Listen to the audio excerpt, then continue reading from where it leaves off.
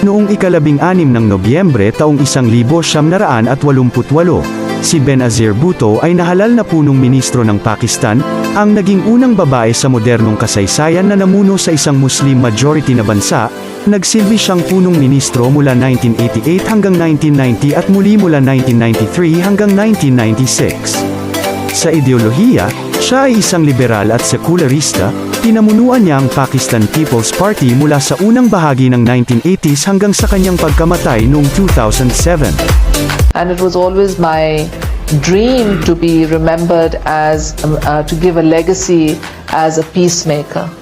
So I do look back in retrospect and regret the opportunity I had to make peace. I think I should have been true to what I was, that people wanted me to be there as a woman leader, somebody who was more nurturing. I wish I had focused more on that